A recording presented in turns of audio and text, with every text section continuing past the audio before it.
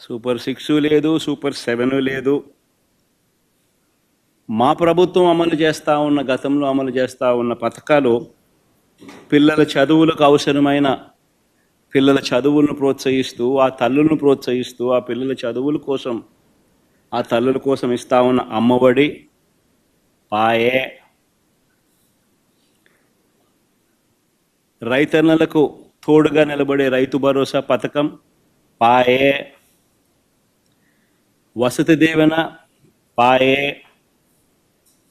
విద్యా దీవెన అరకొర, చేయూత లేదు, ఆసరా లేదు, సున్నా వడ్డీ, ఆరోగ్యశ్రీ పూర్తిగా కూడా యగనామమే, వాహనమిత్ర, నేతన్న నేస్తం, మత్స్యకార భరోసా, కాపు నేస్తం, ఈబీసీ నేస్తం, చేదోడు, తోడు, లానేస్తం, అన్నీ గతంలో ఉన్న పథకాలన్నీ కూడా పాయే.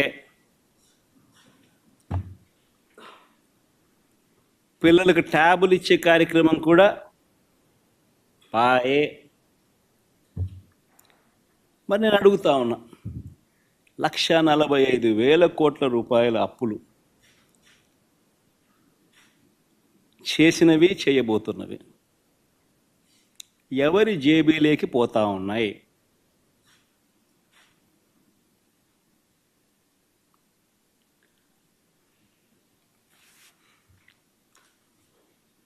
ఈ 9 నెలల కాలంలో పోనీ ఉద్యోగాలు ఎంతమందికి ఇచ్చారు, ఉద్యోగాల పరిస్థితి ఏమిటి అని కూడా కాస్త ఒకవైపు అటువైపు చూస్తే, ఒక్క కొత్త ఉద్యోగం ఇచ్చిన దాఖలాలు లేవు, కానీ ఊడగొట్టిన ఉద్యోగాలు మాత్రం ఏకంగా 2,60,000 ఉద్యోగాలు, వాలంటీర్ల ఉద్యోగాలు పూర్తిగా తీసేశాడు. 18,000 మంది బ్రేవరీస్ కార్పొరేషన్లో 18,000 మంది వాళ్ళ ఉద్యోగాలు పాయే.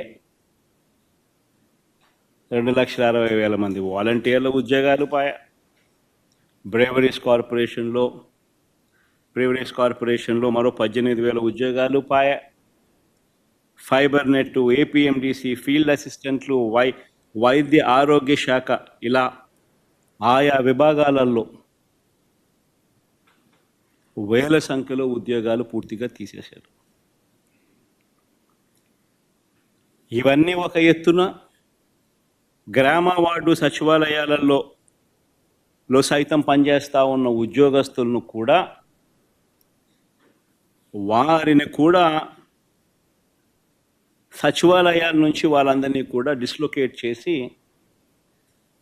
గవర్నమెంట్ రంగంలో మిగతా డిపార్ట్మెంట్లలో ఎక్కడైనా వేకెన్సీస్ ఉంటే అక్కడ వాళ్ళని సరిదేసే కార్యక్రమం మొదలెట్టాడు.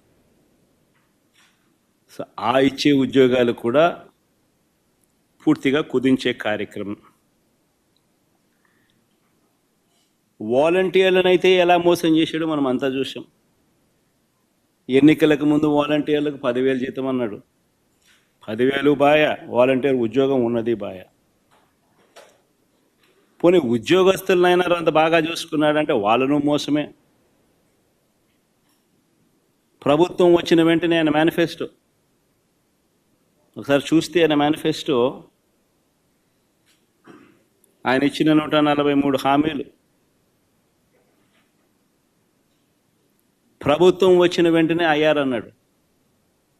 ఇంటరిమ్ రిలీఫ్ ఇంతవరకు 9 నెలలు అయింది. రూపాయి పెంచింది, రూపాయి ఇచ్చి పుణ్యం కట్టుకున్న పాపాను పోల. 9 నెలలు అయిపోయింది. ఉద్యోగులకు మెరుగైన పిఆర్సీ అన్నాడు. ఉన్న పిఆర్సీ చైర్మన్ బలవంతంగా రాజీనామా చేయించారు. కొత్త పిఆర్సీని ఇంతవరకు ఇలా ఐఆర్ ఇవ్వాల. 1వ తేదీనే జీతం అన్నాడు. 9 నెలల కాలంలో ఒకే ఒక నెల ఇచ్చాడు, మిగతా 8 నెలల్లో యా నెలలో 1వ తారీఖున జీతాలు ఇచ్చాడు చంద్రబాబు గారు చెప్పండి.